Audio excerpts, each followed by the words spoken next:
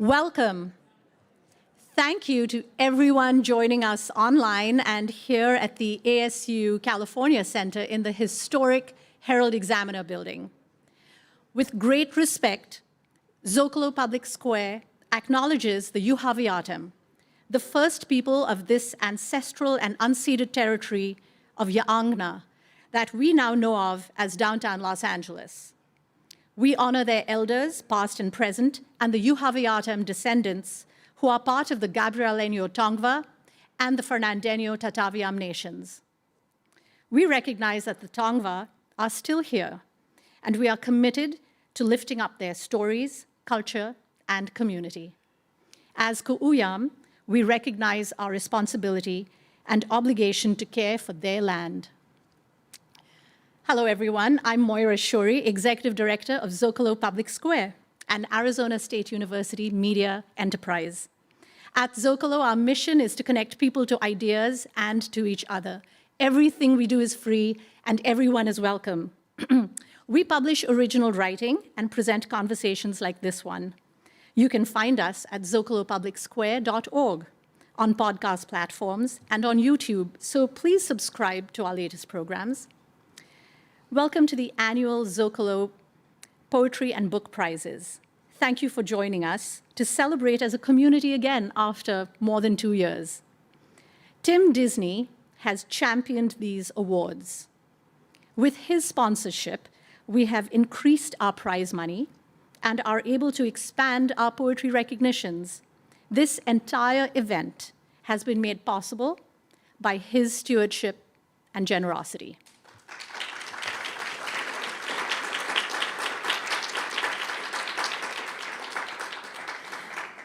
We are in for a wonderful program. In a few minutes, Mr. Disney will present the book prize to Heather McGhee for her book, The Sum of Us: What Racism Costs Everyone and How We Can Prosper Together. Heather is joining a distinguished group of authors that includes Danielle Allen, Michael Ignatieff, Sherry Turkle, and most recently, Jia Lin Yang. Heather will give a short lecture on the ideas she explores in The Sum of Us. Renata Simrel, President and CEO of the LA84 Foundation, will interview Heather about the themes in her book. And please stay for our reception where we can continue the conversation. But first, I'm going to hand it over to the winner of Zócalo's annual Poetry Prize, Chelsea Rathburn, for her poem 8 a.m. Ocean Drive. We seek to recognize a US poem that best evokes a connection to place.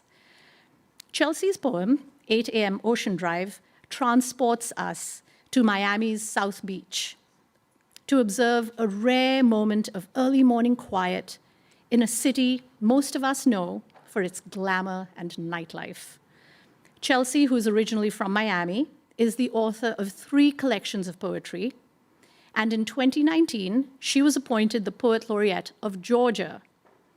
We're excited to award the Zócalo Poetry Prize to Chelsea Rathburn. Congratulations, Chelsea.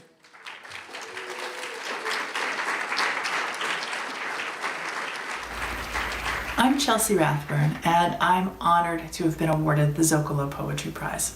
This is my poem, 8 a.m. Ocean Drive. The morning opens like a shell under steam, but that's too warm a metaphor for early March on Miami Beach, where despite the breeze and gentle sun, the streets are empty except for delivery trucks and trash collectors and people waiting for the bus. What I mean to say is there's a gradual unfolding, everything golden and green, sunlight on the palm trees and hibiscus, parking spots glittering like gifts. The drunks who stood outside my window at 4 a.m., shouting across the imagined chasm of the alley, are still asleep. The tourists are just now rising. And I, neither tourist nor citizen, walk the streets I used to know, looking for landmarks, matching buildings to memories. We're trying to. The galleries and boutiques, years gone, guessable only by the curve of a wall here, a design laid into a terrazzo floor. Around me, the work that makes the dream possible. Trucks unload into kitchens and bodegas. Waiters scour tables, men mop floors. Even the sidewalks are freshly hosed. By afternoon, these streets will be impassable, the sidewalks too, with so much splendor, such conspicuous leisure. But now, there's room to notice the valets idling and how in the alley between hotels, past dumpsters and service doors, a man carries an armful of fallen palm fronds carefully off like a bouquet. Thank you.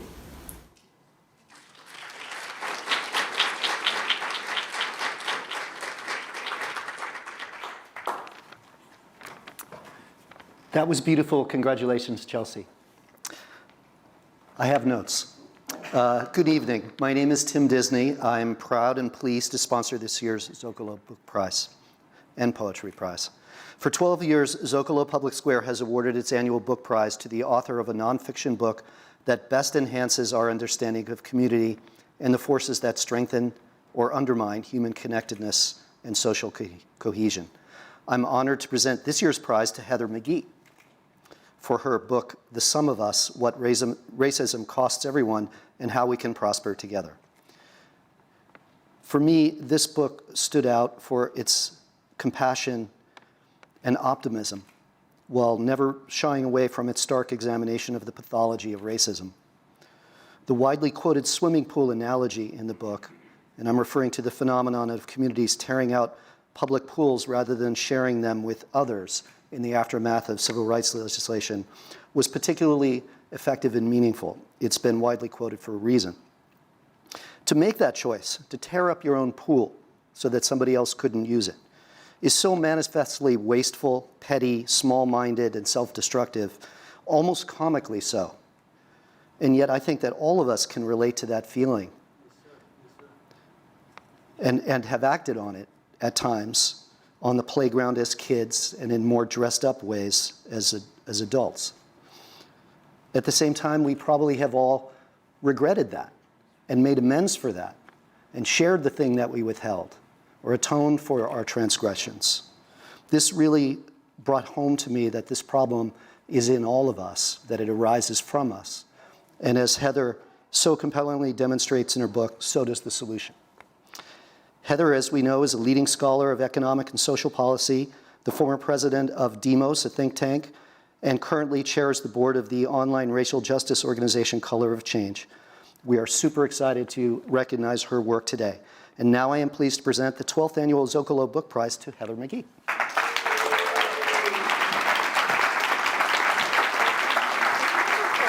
You have to solve it. I do. Thank you. Really, thank you.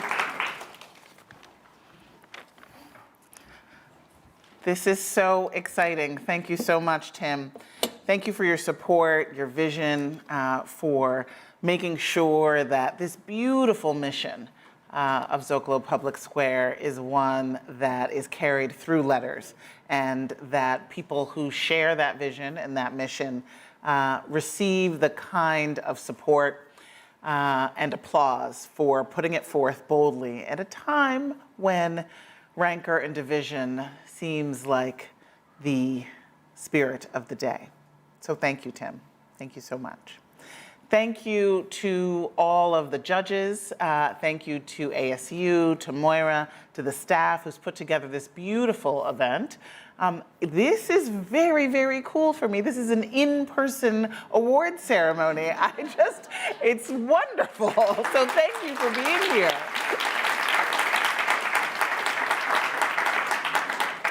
I'm really eager to have the conversation with Renata and to engage in audience questions from you and online, but I was asked to give a lecture. It's not gonna be a lecture, but I am going to speak for just a bit, obviously about the themes of the book, but also about what's on my mind and my heart right now.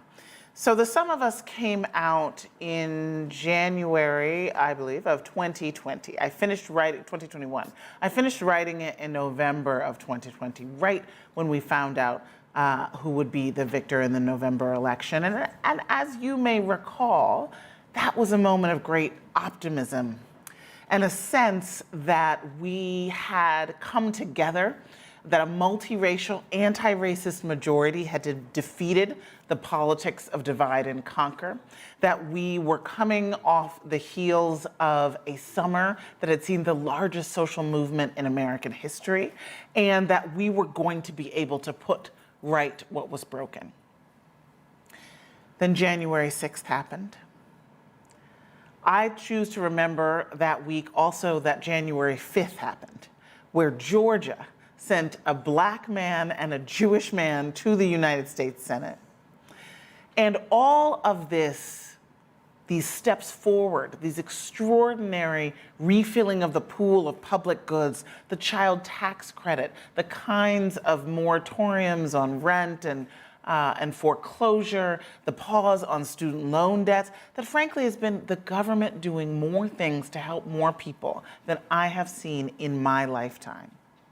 I consider all of that that helped to bring the poverty rate to its lowest level on record in 2021, to have been solidarity dividends.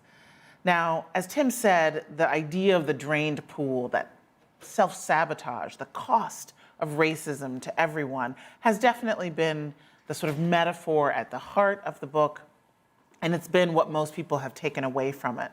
As to the zero sum, right? The zero-sum idea that there's sort of a fixed pie of well-being, and progress for one group must come at the expense of others. And we saw that zero-sum in the research that the University of Chicago did when they looked closely at what was animating the attackers of our Capitol on January 6th. Was it economic anxiety? No. Was it that they were from particularly red counties? No, it was actually that they were guided by this vision, that a multiracial America was going to be a threat to something core in their identity, to the dominance of their tribe, and that they had to take up arms against it. That was the zero sum that nearly cost us a peaceful transfer of power. And then, of course, just 2 weeks ago, that same zero-sum idea, now dressed up in what is being called the Great Replacement theory. It's just old. It's the same thing. Led to the loss of too many lives of people who were just walking into the grocery store, of a father buying a cake for his toddler's birthday. We know that the zero sum and the drained pool have been recurring parts of American history. We know that they have cost lives. We know that, as I write in the book, because everything we believe comes from a story we've been told, it is our duty and our obligation to keep asking, who is telling us these stories? Who is selling the idea of the zero sum? Who is telling us that we should destroy public goods rather than share them?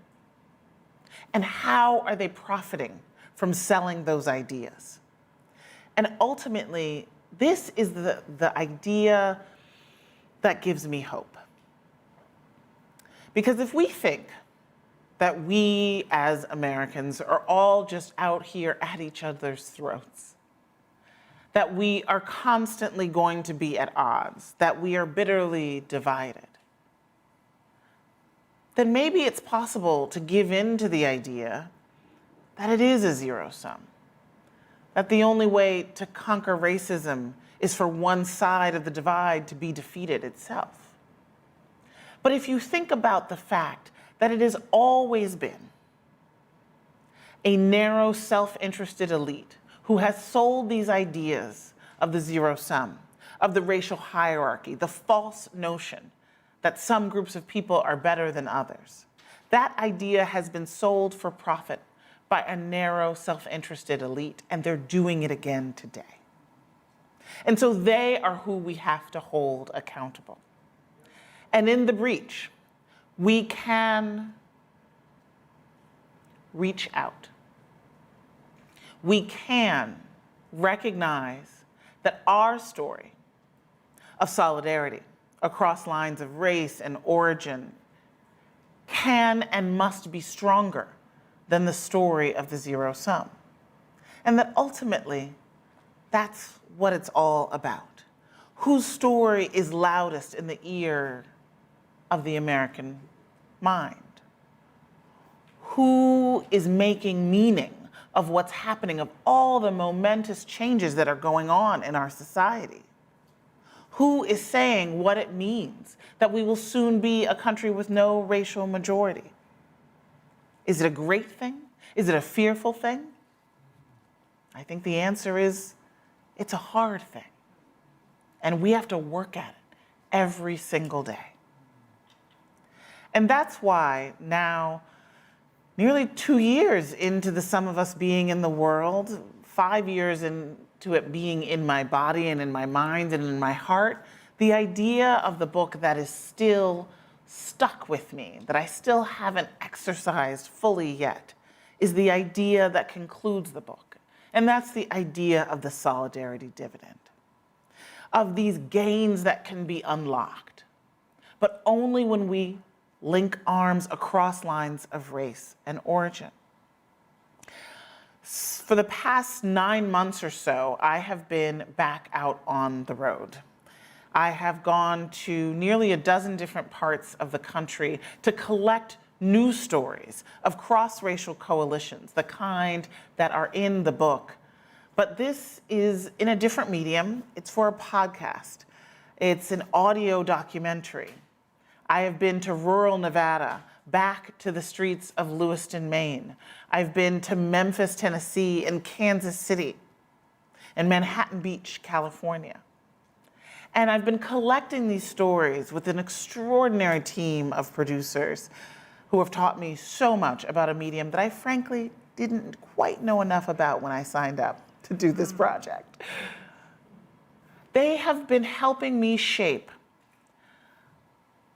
a series that is really about the often overlooked victories of the past number of years, and also the way in which, when we come together across lines of race, when we see each other's humanity, the sky is the limit for what we can accomplish.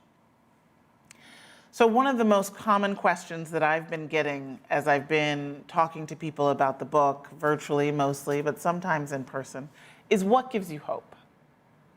And I think people are saying that not idly, right? They're saying, please, give me hope. And I will say this, what gives me hope is that ultimately our ancestors have faced challenges far greater than the ones we face. And they took on those fights with far less than we have today. And they did not despair. If they had despaired, none of us would be here. And so who are we to despair?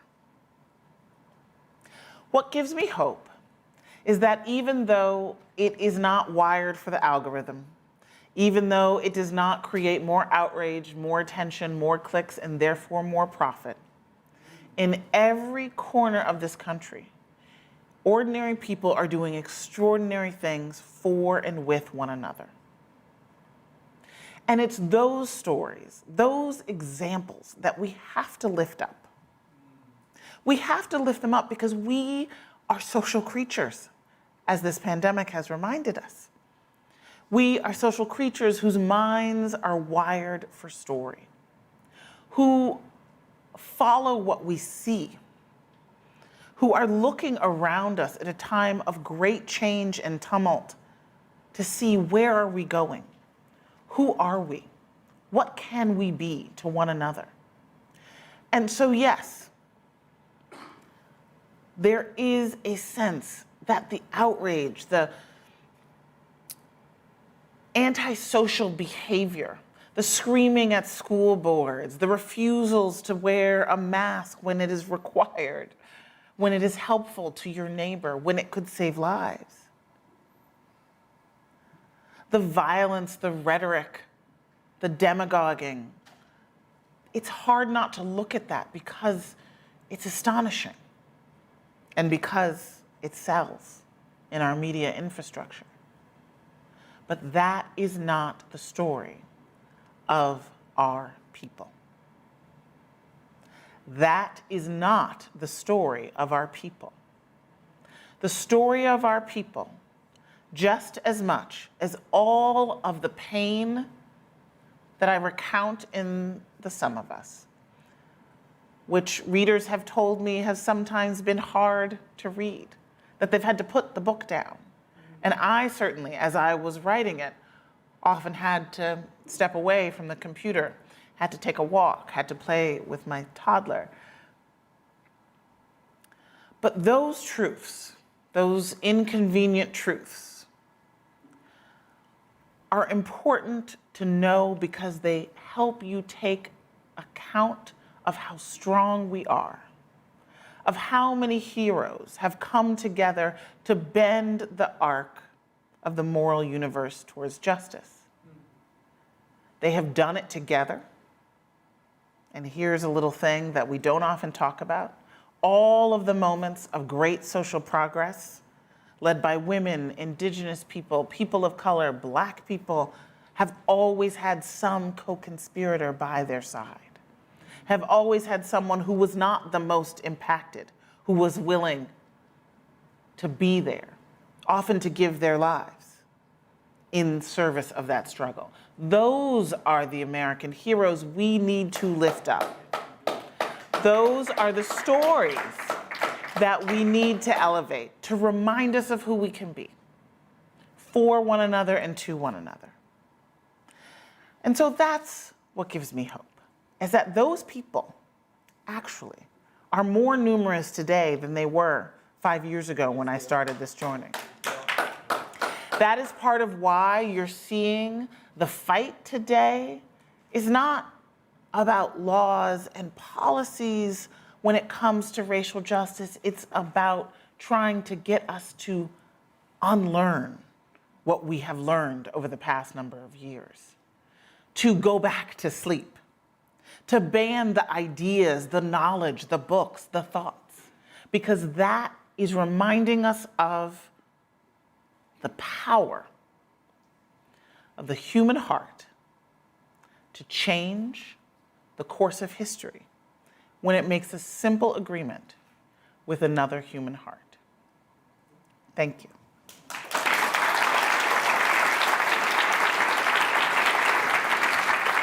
Thank you. Wow. Am I? Yes, I am on.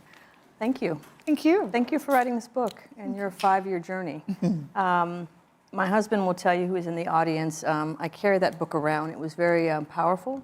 It's very simple, yet very complex. I put it in the genre more of history because it lays out so clearly and so concisely, with grace, without judgment, the history of this country in a way I think should be mandatory reading for every child in school. It is also so deeply personal to me in the work that I do running the foundation and our charitable arm, the Play Equity Fund, which is the only nonprofit focused on sport and play as a social justice issue. And so when you talk about inequities, when you talk about the power of sport and movement and the work to change mindsets, to make sure you have PE, after-school sports, recess within our public schools as a pathway, as a learning pedagogy for our young kids, it really helped give clarity and a redefined purpose in my work. So thank you. Thank you. Thank you. So your calling at Demos was to change the rules to bring economic freedom to those who lacked it today. But the tools of economic policy research felt inadequate for you. Can you explain why and how those feelings led you on this journey to write this book? Well, sure. Thank you so much, Renata, for that question. And I'd be remiss if I didn't say one other thing. It's just thank you to my family who is here. My cousin, my dad, my stepmother, my husband. And my son is also not here in this room, thank goodness, or he would definitely be making his presence known. And to all the friends and colleagues who are here to support me tonight. It's really beautiful. I don't want to betray. Demos still is in operation and is doing great work, and think tanks do great work, and there's a moment for policy, and in fact, we're sort of in one of those moments. I did get a little bit of the bug in the first sort of year of the Biden-Harris administration when there were just all of these big policy ideas coming through, and I thought, oh, I kind of missed that, right? And yet, the reason why I felt ultimately that the tools of economic policy design, of research, statistical analysis, and advocacy weren't sufficient was that the data was so clear, remains so clear. We are such an outlier among our peer economies on virtually every measure of well-being. Inequality is getting worse. And in fact, some of the common sense sort of nice things that I talk about at the opening of the book, right? Paid family leave, universal child care, jobs that keep workers out of poverty, a well-funded public school in every neighborhood. These are the types of things that we absolutely can afford, right? We crunch the numbers, we can absolutely afford them. In fact, it is costing us so much not to do them. And they would be smart investments. And yet somehow it still seems out of reach. And so that somehow was what I felt like I personally wanted to get my arms around. So this was not sort of a polemical journey. It was a journey of inquiry for me. I discovered so many things along the way. And I also felt like it wasn't that we didn't have the solutions. It was that we couldn't come together to fight for them. And that ultimately, to put it in very blunt terms, it was the majority of white people who, even though they're the largest group of the uninsured and the largest group of the impoverished, right? And the majority of white people, college graduates, go into student loan debt, right? All of these problems impact them as well. Their political allegiance and ideological allegiance had drifted away from the public good and from supporting the kinds of common sense solutions that would make their lives better. And I felt like I needed to know why. Talk about that a little bit for those in the audience who haven't read the book yet, but you do have an opportunity to purchase it tonight and read it. You're referring to the dog whistle politics, the conditioning that white majority that you just described are preconditioned to believe in this zero-sum theory. Yes, I mean, as I said, everything we believe comes from a story we've been told, and politics is a huge arena for storytelling, right? For meaning making, and ultimately, we used to have a story among the majority of white Americans that was very supportive of public goods, right? It was sort of the New Deal public goods paradigm. One of the sort of wild statistics that I uncovered in the research for the book was that in 1956 and 1960, 2/3 of white Americans believed that the government ought to guarantee a job for anyone who wanted one, who couldn't find one in the private sector, and guarantee a minimum level of income below which no family should fall. So nearly 70% of white folks in the US, 1956 and 1960, supported a universal basic income and a job guarantee. Right, so the reaction in the room is that that's sort of impossible to even imagine, right, in today's politics, right? So what happened? Between 1960 and 1964, support among white folks for those two economic guarantees fell nearly in half. So I have to look, right, beyond the spreadsheet. What could have happened between 60 and 64 to cause this radical shift in public opinion? Right? 1963, March on Washington for jobs and freedom. Actually, a federal job guarantee and a national living wage were two of the core set of demands, right? 1963 was also the year that President Kennedy went on a media blitz around civil rights, firmly sort of committing his party, the party of the New Deal, to civil rights. And then, of course, we know that his successor, Lyndon Johnson, would, after signing the Civil Rights and Voting Rights Act, become the last Democrat running for president to win the majority of white voters to this day. So, it's interesting. I digress thinking about conversations around the dinner table, and, we often say it's the man that's, right? The man that's puppeting, bringing in my living room now, that's sort of controlling all this. And it's hard to believe that there is a system that is perpetuating sort of this conditioning of this zero-sum game. But it was interesting in the book, and I don't remember what chapter it was in, that you talk about some tapes that you uncovered and how that narrative had changed over that timeline that you just described. Can you share that with the audience?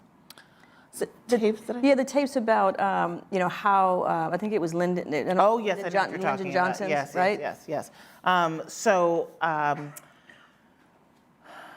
This is actually, I believe it was actually Bob Herbert who first broke, wonderful journalist who first broke this story. These were these Atwater tapes, Lee Atwater. That's right, Lee Atwater. So Lee Atwater was one of, was the man, right? Lee Atwater was one of the political strategists, architects of the sort of rise of the right wing and Reagan, from Nixon to Reagan. And he had a quote where he said basically that you start out in the 60s talking about inward, and that sort of works to create an ideal, that works with the sort of white voters, right? That can sort of pull them together to make a sense of this is who we are, this is what the political question is. But basically, essentially what he said is sort of the civil rights movement was too successful. You can't say that anymore after a time. And so then you have to talk about things in more coded terms like forced busing, as if like it's the buses that are the problem, right? As opposed to actually school integration, right? Things like states' rights. We really want to defend the rights of states to do things as opposed to the rights of people in states to segregate, right? So you use these coded language. And then what was the turn that was so important for the rise of economic inequality and the sort of plutocratic agenda was, by the end, he's saying, then you're talking about things like cutting spending and cutting taxes.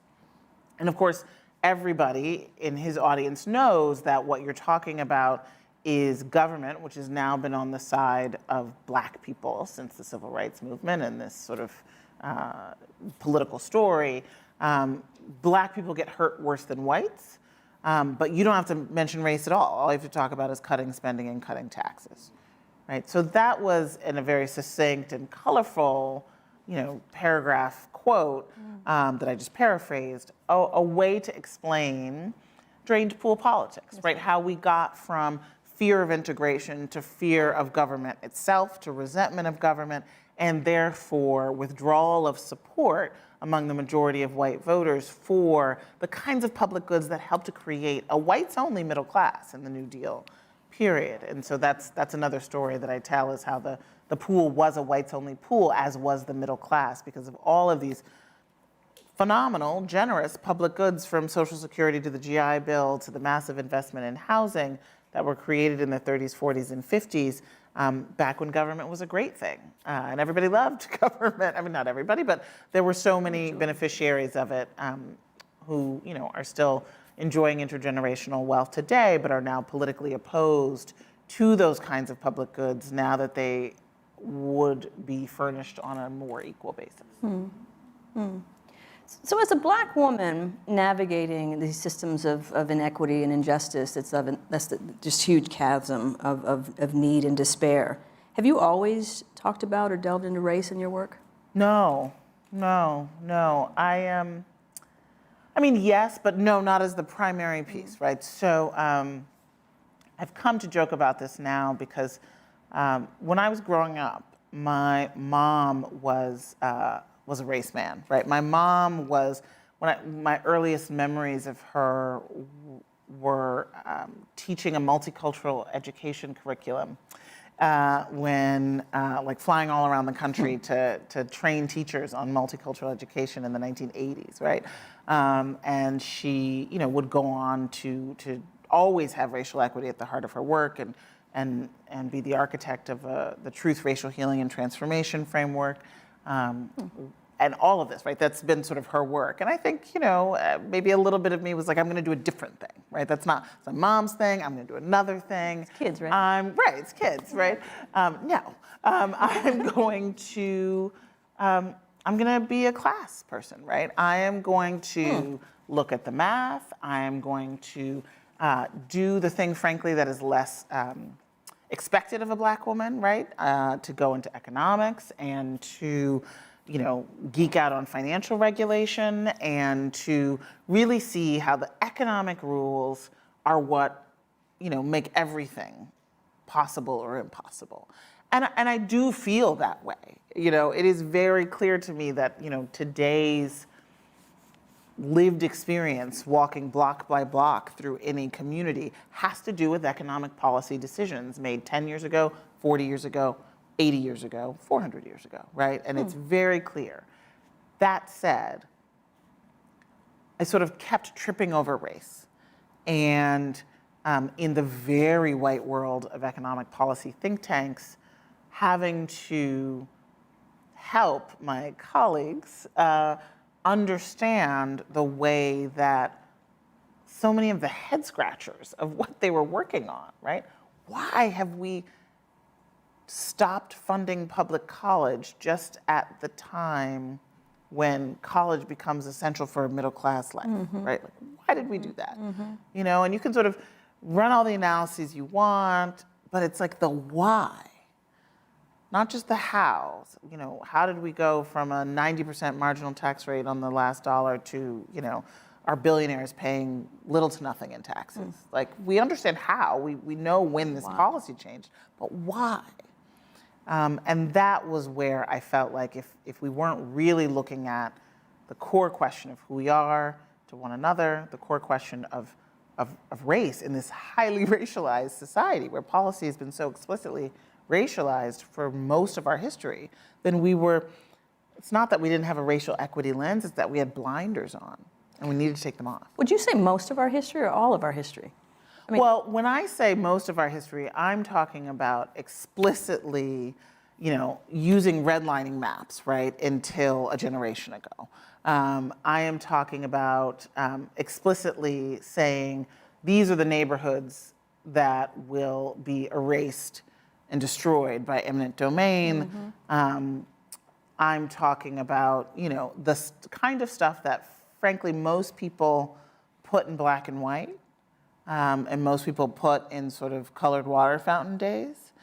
Absolutely, there are so many policies that have profound systemically racist impacts that are being passed today and you know, regulated today. But I think it's, most of our history, most of the 20th century. yeah. Right. No, if you think about the founding of the country and you know, a black man being 2/3, you know, it's embedded in the Constitution that we aren't Americans as black people. And I think the policies that you talk about over the last 20 years are just a reflection of those in power who want the founding of our Constitution before it was rewritten to stay the same. Yeah. So. Yeah, no, I think you're right. I mean, I think that's why I really felt like I had to include a chapter about democracy in a book that was mostly about the economy and economic policy, because from the 3/5 clause through the Electoral College, through the filibuster, right, these structures that are fundamentally about who gets to be a citizen and on what terms are still, functioning in many ways today. And they're still making what's supposed to be the greatest democracy on earth less than, right? We should be 100% democracy. Everybody should vote, right? Everybody should vote. We should have the kind of society where people really feel engaged and like they have a voice, and the opposite is true, right? So I didn't want to get to solutions yet, so I might go back and meander here on some of the questions, but you brought up democracy, and when you think about the logjam that we have in our government, particularly on the Senate side. So I call it democracy with a small d. What do you think that plays in the phenomenon of this zero-sum politics when we have parity in Senate in terms of the Senate seats, 50 Republican, 50 Democrat, but 45.5 million people that are represented by the Democrats don't ostensibly have a voice? And then you look at, we're talking about education and reading this book, and it should be required reading, but 12 states have voted to not have any books on racism or sexism, the critical race theory. So what does that play in? And it's the only clause in our Constitution that can't be changed. So what is the solution if we have democracy with a small d as opposed to democracy with a big D? So, I think that's a big question. I told you I went down the rabbit hole with this book. Sorry. And I love it. I love it. So I think I'm going to say something I've actually never said, but I think that as long as we have these structures at play in our government that create the opportunity for minority rule, for sort of affirmative action for rural white people, which is what the Senate is. Yes. Can we get an amen on that? Then I think it means that ultimately this consciousness work is even more important because it requires us to have a truly multiracial, anti-racist majority in this country that doesn't just include people of color, that doesn't just include people in cities, but that it requires us to unite to fight against the purveyors of the zero-sum fear, right? And so, the thing is, the plutocrats are really getting this power on the cheap, right? Because people who are doing fine but not great are supporting people who, are flying themselves to the moon. And people who are seeing all that they loved and that gave them pride and gave them a sense of meaning, just, be boxed up and shipped away, are also supporting that ideology. Right. And so I think that we have, and this is, this is not, it's, of course, the how to get it done is the real question. But we really have to recognize that being a multiracial democracy is hard, it's challenging work, and it's going to require more persuasion, more listening, and more institution building, so that, and more accountability on the people who are selling these ideas for their profit, right? Whether that's media reform, antitrust, all of that. So we've both got to sort of choke off the supply of hate and the zero-sum lie, and we've got to get in there and be there with one another and for one another to help make meaning in a way that is not, fears of boogeymen, which is what is being sold so often. And I think it's the personal connection. I left this book feeling sad for white people. Rachel comes to mind in the after that you added after you wrote the book, and just the pain that she felt from being preconditioned to believe something that deprived her from the fullness of not just being an American, but the fullness of the diversity that this country provides. Talk a little bit about your interactions with Tracy. So there's so many different pieces here. So Renata's referring to a couple things. One is the afterword, which is in the paperback version, which I will say, if my editor, Chris Jackson, is watching this, you were right that I should write it. I was furious. I was like, why he asked me to write it, I swear it was like 3 months into the book, the hardcover being out. He's like, okay, great. So now can you write an essay for the afterward? And I was like, this isn't a blog post. I shouldn't have to keep updating this every 6 months. Like, when does it end? There was so much in between. You But had a lot had you had the happened. election, you had You're George right. Floyd. A lot had happened. Yes. A lot had happened. It was January 6th. It was the attacks on critical race theory. It was, the American Rescue Plan. Like, a lot had actually happened. And you had President Biden quoting your book. Yes, that's true. That's true. And so there was a lot to say. And one of the things that, getting back to this extremely important question of what truths are allowed to be taught in our schools. There's a woman who told me last summer that although she had been educated, lived in Oklahoma all her life, had been educated in Oklahoma public schools, like from kindergarten through grad school, she had not heard of the Tulsa massacre until recent years, right? She didn't say she didn't hear of it except for The Watchmen, but it's possible, right? I mean, it really is possible, right? Recent years. Maybe it was the run up to the anniversary, but maybe it was also The Watchmen, right?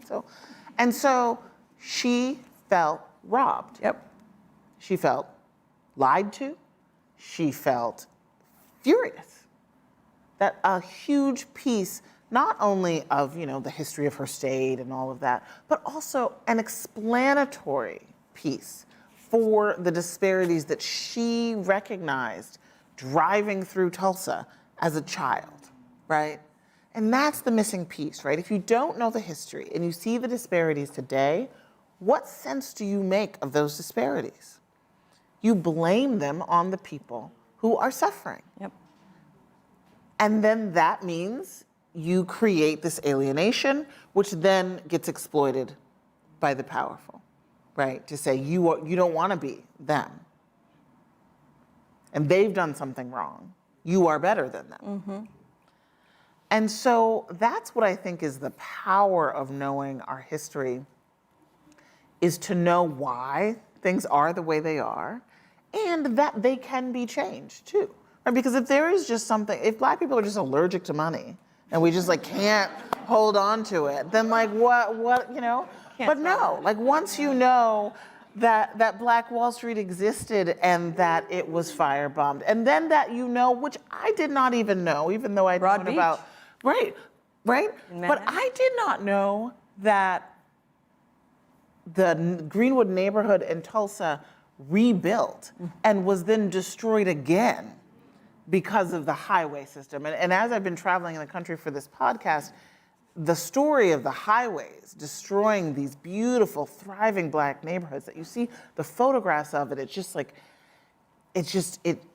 rocks you, because it's Black banks and cotillions and grocery stores and just all of these things that have just been wiped away from consciousness so that we don't believe that the Black community had anything at any point, right?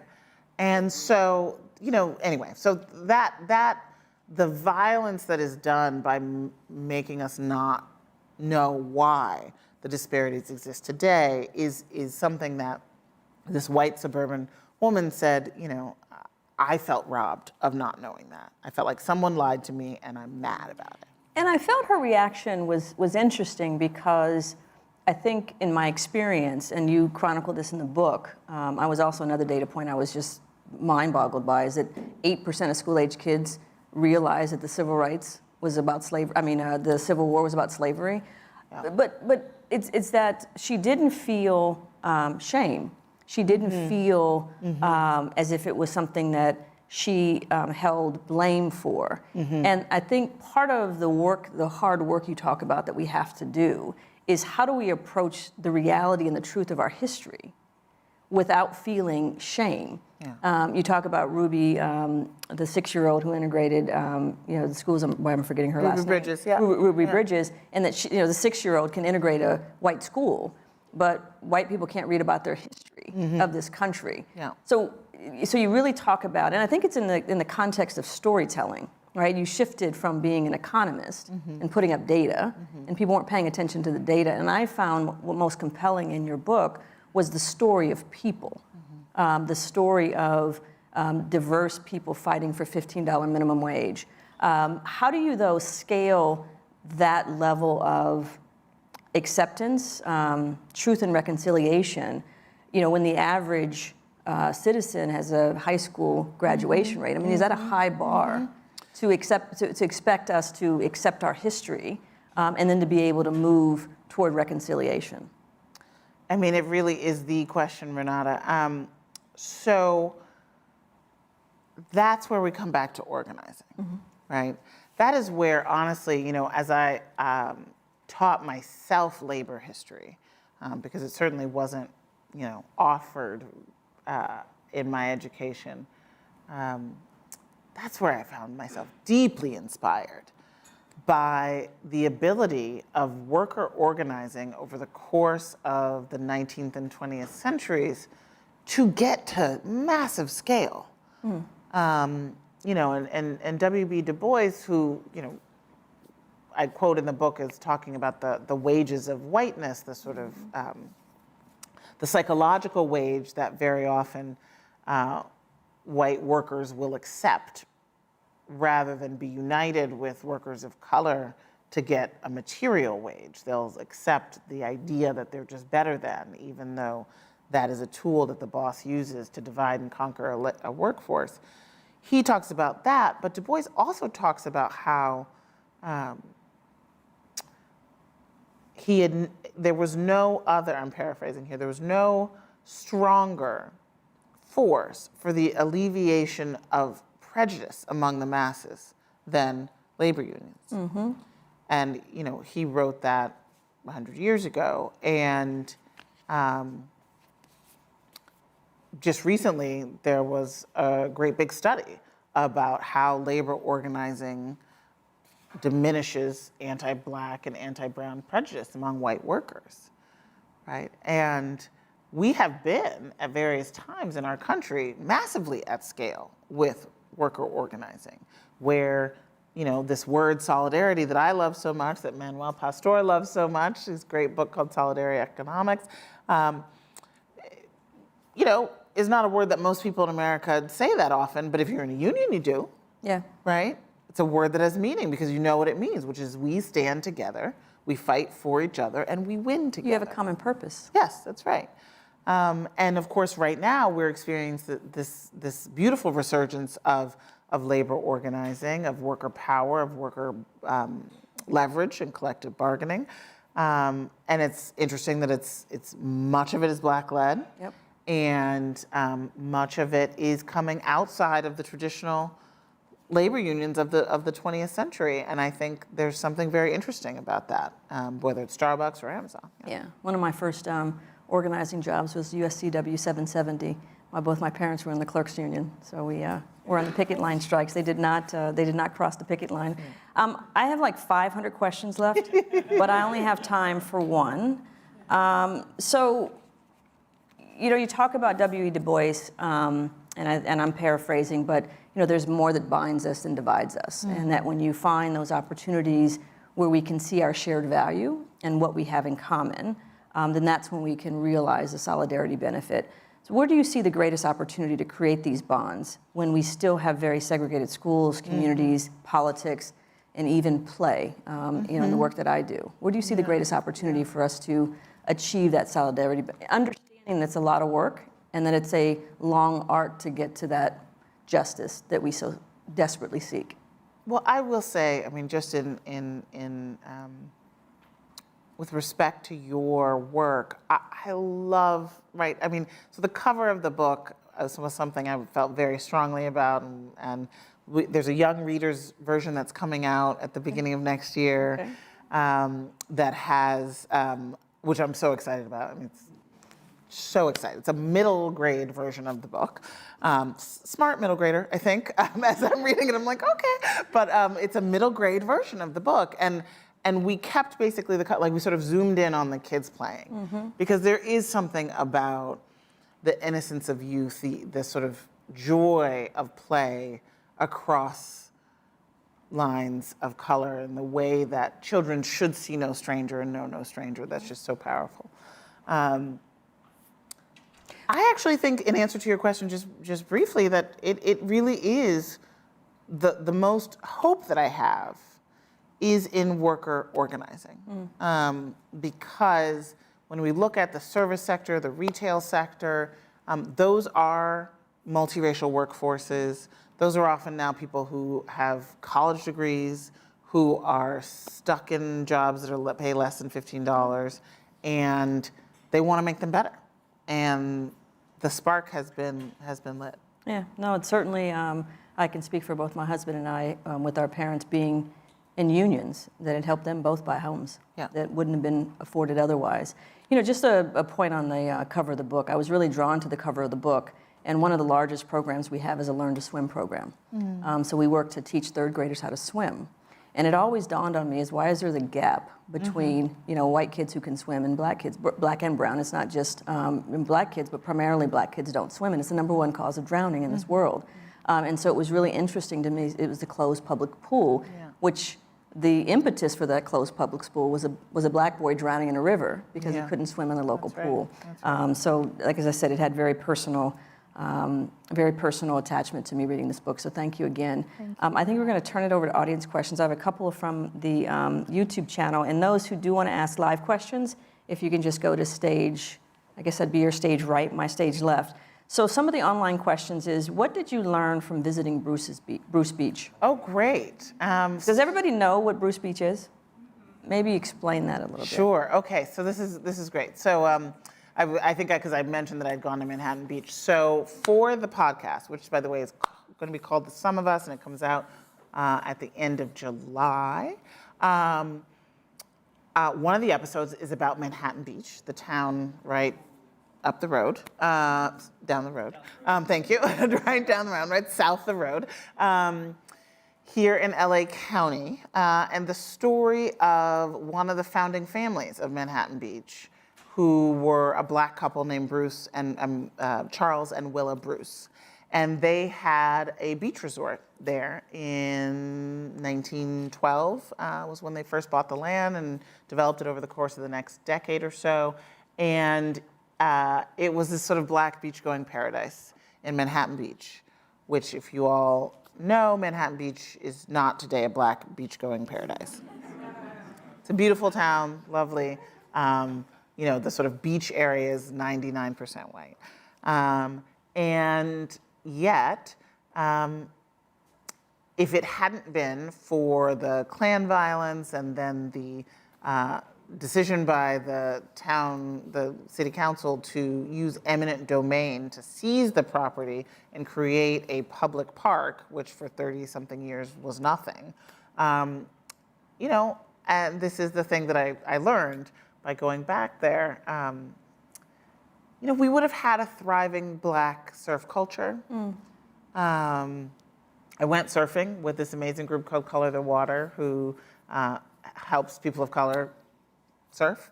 And one of the co-founders told me that, just sort of like helped me envision that. Like if there had always been hundreds of black beachgoers coming to this amazing surf break for the last 100 years, there'd be a LeBron James of surfing, right? And this Saturday, there's actually going to be the biggest ever gathering of black surfers in Huntington Beach, California, and it's really cool. So that's one of the things I learned. So actually, I should say the most important part of the story, which was that the county of LA actually owns the land, and as of last year, with the leadership of Supervisors Mitchell and Hahn, gave the land back to the Bruce's family. Yep. And it's the first ever case that we know of land back and reparations and restitution to a family. And so it's really exciting. We have a question here. Hi, my name is Daryl. Hi, Daryl. And I'm a big fan Oh, thanks, Daryl. Of mine, thank you. of both you ladies. But Ms. McGee is one of my favorite pundits. I'm in the best sense of the word. Thank you. To piggyback on partly what you just said, I was at another Zócalo event, and we and I mentioned the Wilmington Lie book had come out at that time. And I'm fascinated in the spirit of your book and partly in the spirit of that book with the idea of the opportunities that we had as Americans to all come together and be this multicultural society, throughout our histories. Can you share with us any of the stories that you've learned over the course of researching this book or just in general, and maybe let people know about Wilmington if they don't know about Wilmington? So I'm actually not familiar with the Wilmington Lie. Can you tell us what that is?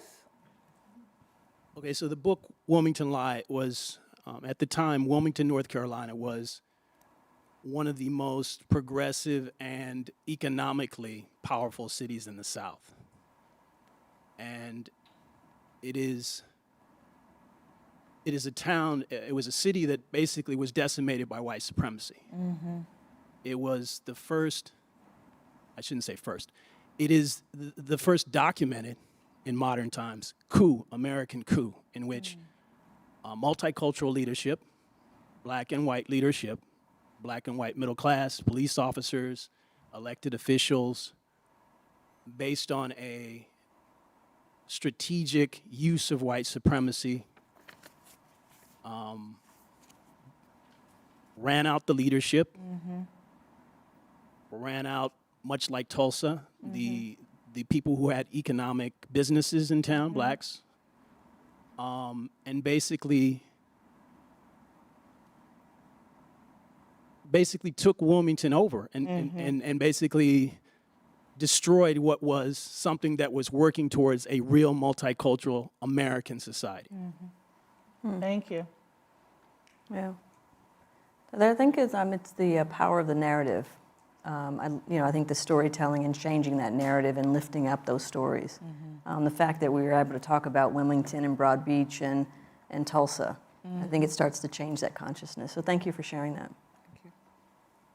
Hi, my name is Philip. Thanks for having this. I just had a question. I was wondering how would you recommend within communities of color challenging perhaps the sense that, I guess, divisions within communities of color, because oftentimes there's a sense, like, let's say in black communities, like, oh, once certain people have achieved the American dream or opportunities, there might be a sense of, oh, we're the good black people, those are the bad black people. So how do you challenge that division? That's a really powerful question. Thank you, Philip.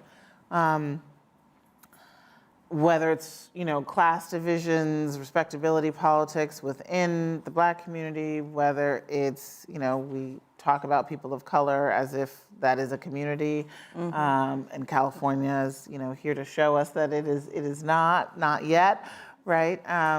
And so it is the work, right? What's interesting is that you find the same tropes, right? The same stories, the same justifications, the same logic, the same stories being used and levied against one another, even within the group, right? And so I think once you begin to recognize them and recognize where they come from, the idea, for example, that black people are lazy, right? Where did that come from? It's a sort of widespread kind of slur used against black people, a negative stereotype. It came from the need to justify enslaving and torturing black people to get them to work, right? And so if we recognize that that's where it came from, then maybe we're a little bit more on guard for its use today and say, what is this justifying today, right? Why are we still using this plantation logic?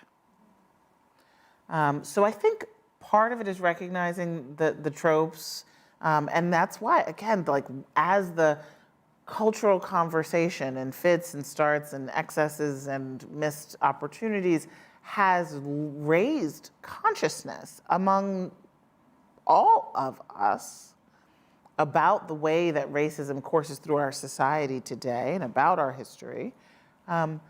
That is the most powerful thing. That is what is hard to undo. And that's why, you know, these very well-funded, well-organized political operatives are trying to stop our children, our employees in corporations from thinking things, from reading things, from learning things, from knowing things, because that's the most powerful piece. Good evening, Ms. McGee. My name is Idris Muhammad. I'm from the Fellowship Initiative of Los Angeles. My question speaks on your point of solidarity, you know, coming together, being together, working together, and functioning as a, you know, community of minorities. Where do we head from here? Because there are lots of things that we can't do as a community, but there are lots of things that we can do. And I would like to know your input on how we should head forward in such a racist society. Thank you. And Heather, before you answer that question, I just want to recognize Rick Barragon, who's in the audience, and Rick is with J.P. Morgan Chase, and I don't know if you know about Jamie Dimon, who's the president and CEO of J.P. Morgan Chase, has Black Pathways, and this young man is from the TFI program that is part of that initiative. Oh, great. Wonderful. Wonderful. So I think that's very helpful. Thank you. So I think that the financial sector has such an opportunity. I mean, I will say, we were chatting about this earlier. One of the oddest things that's happened with the Sum of Us is that it's been really embraced by many business leaders in a way that I was not anticipating. There's a lot of money that you talk about in the book that's being left on the table. I mean, yes, it's true, right? I mean, I think it's not that I wasn't anticipating or wasn't trying, right, to get people who think of the world through an economic lens to, you know, to understand their self-interest in addressing racism and inequality. But it's just been, it's put me in some odd rooms, right? The book won a Best Business Book of the Year from this, right? You know, a big Fortune 500, you know, insurance company had all, you know, their team read it, bought like 1,000 copies, like it was 15,000 copies. I was like, what is going on? Like, you know, I was like, do they really read it? Because every time a corporation is mentioned by name, they're a villain. Yeah. In this book. That's right. I wasn't what I was in, you know, it was You're just telling the stories I was truth. telling, right? And so it is interesting to me to think about what, particularly people who, whether they're at the very top or in middle management, or they're, you know, making their way in at the very beginning, who want to do the right thing, who have values that say, absolutely, everybody should be at this table, everyone should have this economic opportunity, everyone should be a part of the prosperity that this company is creating. How can they use the idea of uprooting the zero sum to have conversations about diversity and equity and even further justice with people that normally would not be so receptive to it? You know, that's I think an important question, and I think a follow-on from the attention that was paid in 2020 I was going to go there. to the financial costs of racism. Some really great research, Citigroup, the $16 trillion over 20 years, the McKinsey thing on Black Hollywood, and all the sort of like money left on the table is, okay, so now, in addition to initiatives that can happen from your bank, where is your voice for the policy changes? Because ultimately, you know, it is about reparations, it is about wealth, it is about truly saying that it was the government that stole the wealth, that robbed the wealth, and it is our government that has to reinvest in our collective future. And I think, before we get to the question more, I think that that the murder of George Floyd on public television and watching a man cry out for his mother moved America, white America, to a point that I'd never seen in my history. And that I think while there's been a decline in support for social justice post George Floyd, I think there's still 35%, if I recall that number correctly, there's still 35% of white Americans that want to find a solution toward that solidarity dividend. So I think it's a both and. All right, I'm excited. First of all, thank you for your time. Thank you for risking your life to speak this because, just thank you so much because I've been persecuted, and you saying, I never felt that doing this is like, what? And just so thank you so much. The first thing I want to say, and I have so many questions, but one of them is, my name is Harold, by the way, Ms. McGee. So good to meet you. I'm so nervous. Okay, the question is, it's a serious question. That white American or that black American or that brown American or that Asian American, right, that perhaps I've been persecuted by whites, blacks, and my own people, right? And it's a challenge to not prejudge. I'm 30 and I'm still and I've been the racist to and people are racist to me, but it's been a challenge to not prejudge all the time, So what would you recommend me or someone who knows and sees that weakness and they want to grow? We're ashamed to think of the things we think about. What would you recommend? What mindset would you recommend? What book besides the one that you wrote would you recommend? Thank you. Thank you for that question.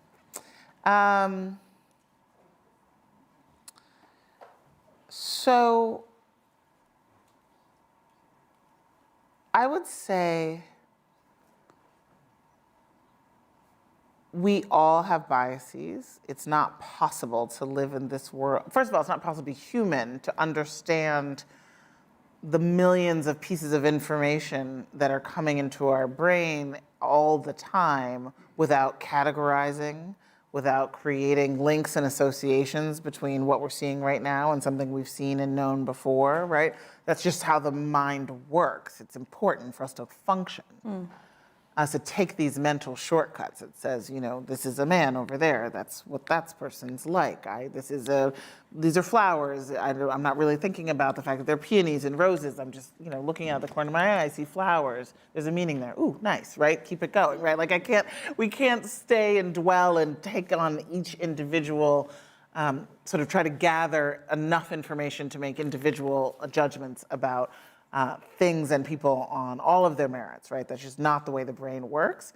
And yet, because of the pervasiveness of white supremacist notions of what is good and what is bad, the associations so often that we are making, and I would say all of us who live in this society oftentimes track on that pattern. And so what you need to begin to do is learn to interrupt that. And the tone with which you asked the question was sort of the right one, which was sort of have a little bit of, hold it lightly, right? Have a little bit of grace with yourself. Right. Don't go into a shame spiral. Yep. Be able to look at it and say, look at that. Look at that old story that came up again. Who told me that story? Where'd it come from? Right? And toss it, right? As opposed to feeling like, getting triggered, basically. And then you end up stepping over yourself and making a whole mess of things, right? Usually making things worse. But if we can all hold of one another and we can hold ourselves with a little bit of grace, we are trying on our own to navigate a society that has very competing messages all the time about who we're supposed to be to one another, whether race matters, who are the good guys, who are the villains in the story of social progress. And so, just that little bit of grace and maybe even a little humor, I think it's really helpful. That's for sure. We have our last question of the night. Okay. Hello. Everyone, this is Aaron Darling. Aaron Darling was my classmate at law school, and he is running for city council from the west side of LA. Oh, wow. Hello, Heather McGhee. Great to see you.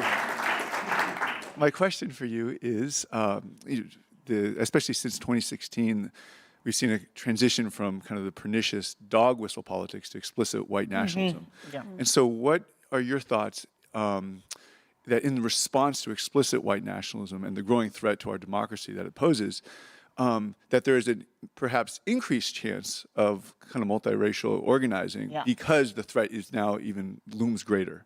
I think that's right. Thank you, Aaron. So yeah, it's all out in the open now, right? I mean, we know what the counter narrative is. It's not subtle. It's not about taxes, right? It's actually just about people of color are coming to take your country from you. And so what are the opportunities there? The opportunities, as they've always been, have been for each and every one of us to decide what we're willing to tolerate and how much we're willing to fight to preserve our core values, right? And to live in a society that upholds them. And to have many of these sort of fence sitters and gatekeepers, whether that's big institutions in corporate America, whether that's the kinds of leaders who have not been quote unquote political, also call on them to make it clear that that this is not a political debate. This is something far, far, far more dangerous, and that we've been here before. Most societies have been here before, and that ultimately it's a relative handful of people who are selling these ideas. And you can actually name them, track their money, track their advertisers, track their sponsors, track their shareholders, right? Like their contractors, like it actually, and this is one of the things I love about Color of Change, which is why I volunteer on the board of the organization, is that they really do understand that there are enablers to these structural forces. And they have names, and they have ticker tape signs, and that's a really important piece that we can all help use this moment where hopefully we are a lot more awake about what's going on than we were 5 years ago even. Well, your book is certainly helping us get there. So thank you. Thank you. For authoring this book. Thank you, everyone. How about Renata's questions? Wonderful. And really, if I can, I do have homework. And thank you to Zócalo for recognizing this great work. Thank you to Tim Disney for his great support of this book prize. Heather, you lay out in such a powerful and communal manner the work we must all engage, all of us, here on television or in the YouTube channel. You lay out very clear what we must all do to strengthen our human connectedness, our social cohesion. I've always believed, and I've always said that democracy is a team sport. And it was interesting reading an article that you actually paraphrased that, of saying that we must, as Americans, put our best players on the court, on the field, scoring the most points for America. And hopefully your book continues to be a guide for us to do just that, because it does take all of us. Thank you. Yes, another round of applause, please. Books to your stage right, please, buy many of them. It takes a village.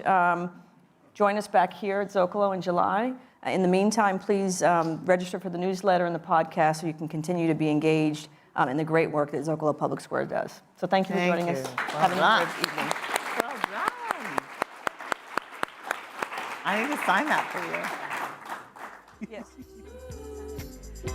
Warm sun, ocean.